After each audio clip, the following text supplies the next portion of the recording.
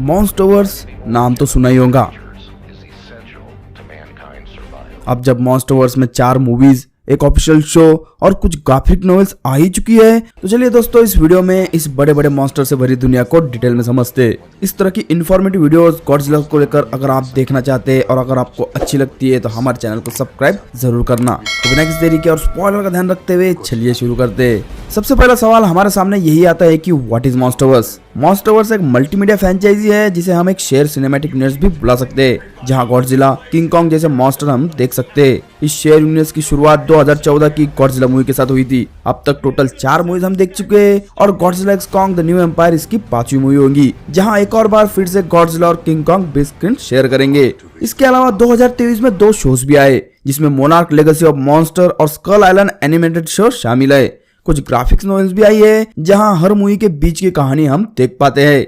तो फिर बाकी गॉडजिला मूवीज के साथ क्या मॉन्स्टर्स का कोई कनेक्शन है? तो बिल्कुल भी नहीं। ये एक स्टैंड अलोन सिनेमैटिक यूनिवर्स है जिसे तोहो ने नहीं बल्कि लेजेंडरी पिक्चर्स ने बनाया है।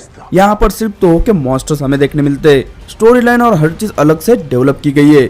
मॉन्स्टरवर्स के इवेंट्स एक अल्टरनेट पृथ्वी पर हो रहे हैं जहां मैसिव अनआइडेंटिफाइड टेरेस्ट्रियल ऑर्गेनिज्म एके म्यूटो और अलग अलग मॉन्स्टर एग्जिस्ट करते हैं। हर फिल्म में हमें मोनार्क नाम की ऑर्गेनाइजेशन भी देखने को मिलती है जिसका काम इन मॉन्स्टर्स और काइजूस को स्टडी करना और उन्हें कंट्रोल करना है। इस काइजूस को यहाँ टाइटन बुलाया गया है। तो अब और अगला सवाल ये निकल कर आता है कि अब ये टाइटन क्या भला है? गॉडजिला और किंग कॉन्ग जैसे मॉन्स्टर्स को टाइटन कहा गया है। टाइटन्स इंसानों के आने से पहले पृथ्वी पर राज कर रहे थे, जिनकी खुराक रेडिएशन होने की वजह से उनकी तादाद सरफेस पर ना के बराबर हो गई है। कहा जाता है कि कई हजारों साल पहले पृथ्वी पर एक टाइटन वॉर भी हुआ था, जिसके चलते कई मॉन्स्टर्स ने अपनी जान गंवा दी और कई सारे डीप नींद में सो गए। इस वॉर की वजह घटते रेडिएशन को बताया जाता है, क्योंकि दिन ब दिन रेडिएशन की मात्रा कम होने की वजह से पावरफुल टाइटन्स ने रेडिएशन से भरी जगहों पर अपना कब्जा करना शुरू कर दिया था। इस वजह से कमजोर टाइटन्स या तो मारे गए और बचे कुचे पृथ्वी की सतह को छोड़ हॉलो अर्थ में चले गए। इस वॉर में गॉडजिला, किंग गिडोरा इन सभी ने भाग लिया था। हर टाइटन के पास अपनी कुछ स्पेशल एबिलिटी रहती है, जैसे कि गॉडजिला एटॉमिक ब्रेथ का इस्तेमाल कर पाता है, तो वही किंग गिडोरा बिजलियां बरसा सकता है और वो जहाँ भी जाता है तूफान उसके साथ चलता है। इन खतरों से भरे टाइटन्स पर रिसर्च करने के लिए मोनार्क को बनाया गया था। मोनार्क लेगेसी ऑफ मॉन्स्टर में इस मिस्टीरियस ऑर्गेनाइजेशन के बारे में हमें काफी कुछ पता चला। दरअसल मोनार्क को गॉडजिला जैसे टेरेस्ट्रियल बीइंग को स्टडी और हंट करने के लिए इशिरो सेरिजावा के पिता एरी सेरिजावा ने बनाया। आगे जाके इस ऑर्गेनाइजेशन को लीशा, बिल और किको रेंडा ने और आगे बढ़ाया। मोनार्क ने उतना ही गवर्नमेंट के साथ शेयर किया जितना उन्हें जानना चाहिए था, क्योंकि इंसानी दुनिया और इन टाइटन्स के बीच सिर्फ मोनार्क ही खड़ा था। गॉडजिला 2014 में विवियन ग्राहम फोर्ड बॉडी को बताता है कि मोनार्क की स्थापना 1954 में हुई थी, पर ऑफिशियल टाइमलाइन के हिसाब से 1946 सही साल है। तो ऐसा क्यों? दरअसल शुरुआत में प्रेसिडेंट ट्रूमैन ने एक सीक्रेट ऑर्गेनाइजेशन की तरह ऑफ द टेबल मोनार्क की स्थापना की थी, जिसे 1954 में ऑन पेपर ऑफिशियल रिकॉग्निशन मिला। इसीलिए बाहरी लोगों के लिए 1954 सही साल है। तो मोनार्क लेगेसी ऑफ मॉन्स्टर को आप देख रहे हो या नहीं, मुझे कमेंट सेक्शन में जरूर बताना। ये सच में एक बहुत ही बढ़िया सीरीज है। मोनार्क लेगेसी ऑफ मॉन्स्टर इस साल के टॉप 10 शोज में भी आता है, तो इसे जाके जरूर देख लेना। हॉलो अर्थ एक एंशिएंट सबटेरेनियन इकोसिस्टम है जो पृथ्वी के भीतर एग्जिस्ट करता है। यहाँ की ग्रेविटी ऊपरी अर्थ से अलग है, इसी वजह से टाइटन यहाँ फास्ट ट्रैवल कर पाते हैं। इस एरिया के आसपास एक इलेक्ट्रोस्टैटिक मेम्ब्रेन बनी हुई है जिसे क्रॉस कर पाना ऑलमोस्ट नामुमकिन है। सिर्फ पावरफुल टाइटन ही इस मेम्ब्रेन को छेद सकते हैं। अर्थ के कोर से नजदीक होने की वजह से हॉलो अर्थ रेडियोएक्टिव एनर्जी से भरी हुई है। इसी वजह से इतने बड़े बड़े मॉन्स्टर्स यहाँ हमें देखने को मिलते हैं। गॉडजिला वर्सेस कॉन्ग में कॉन्ग के स्पीशीज का किला भी हमने यहाँ देखा। आगे आने वाली Godzilla x Kong the New Empire में इस जगह को और एक्सप्लोर किया जाएगा।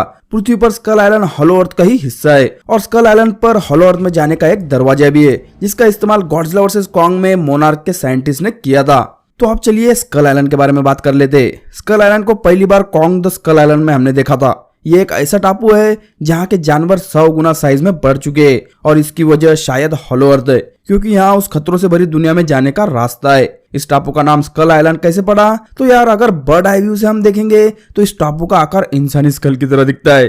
कॉन्ग यहाँ का राजा कहलाता है और हॉलो अर्थ जाने से पहले यही उसका घर था। स्कल आइलैंड बाहरी दुनिया से स्टॉर्म के चलते छुपा हुआ है।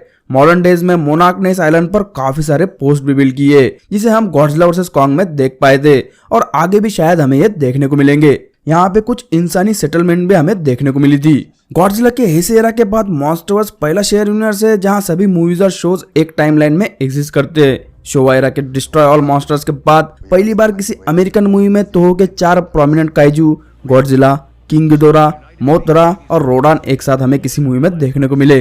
गॉडजिला यहाँ दुनिया का सेवियर है, ना कि डिस्ट्रॉयर, जिसने कई मौकों पर पृथ्वी को बेकाबू टाइटन से बचाया है। इतना ही नहीं, मॉन्स्टर्स में देखा गॉडजिला अब तक का तीसरा सबसे स्ट्रॉन्ग गॉडजिला भी है, जो किंग गिडोरा और मेका गॉडजिला को ठिकाने लगाकर जिंदा बच पाया है। अब इस सिनेमैटिक यूनिवर्स का फ्यूचर क्या होल्ड करता है, ये तो हमें Godzilla x Kong the New Empire के बाद में ही पता चलेगा, क्योंकि Godzilla x Kong New Empire इस सिनेमैटिक यूनिवर्स की अगली मूवी होगी। अगर ये मूवी हिट होती है तो इसी साल की तरह जैसे हमें अलग अलग शोज देखने को मिले और ग्राफिक नॉवेल देखने को मिली, उसी तरह से इस सिनेमैटिक यूनिवर्स को और एक्सपांड किया जाएगा। मैं तो यार इस सिनेमैटिक यूनिवर्स में रोडान, मोथरा इनकी स्पेशल मूवीज देखना चाहता हूँ, पर Godzilla king of the monster ने इतना अच्छा परफॉर्म नहीं किया था बॉक्स ऑफिस पर। उसी वजह से लेजेंडरी ने अपने हाथ थोड़े पीछे खींच लिए और वो गॉडजिला वर्सेस कॉन्ग का वेट कर रहे थे कि मूवी किस तरह से परफॉर्म करती है। लेकिन जो तहलका गॉडजिला वर्सेस कॉन्ग ने मचाया था, अगर वो तहलका गॉडजिला एक्स कॉन्ग में हमें देखने को मिलता है तो सच में यार गॉडजिला फैंस के लिए आने वाले कुछ साल बहुत इंटरेस्टिंग होने वाले।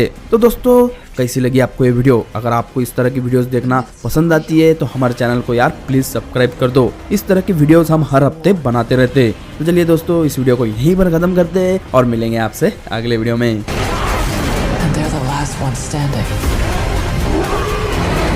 So if they meet again, who bows to who? Is that it? I know this for sure. Kong bows to no one.